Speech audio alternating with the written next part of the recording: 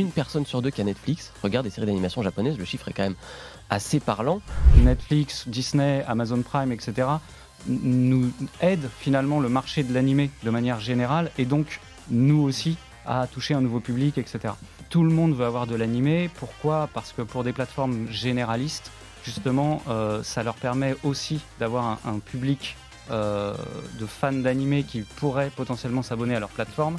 Et ensuite, l'idée, c'est pour eux, pour ces plateformes-là en tout cas, de les amener vers d'autres contenus. C'est sûr et certain que ces plateformes-là, en fait, veulent absolument plus d'animé parce que l'animé est un genre à succès en ce moment.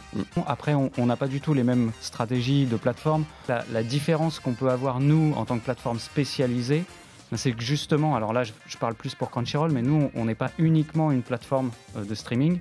On sort aussi des films au cinéma.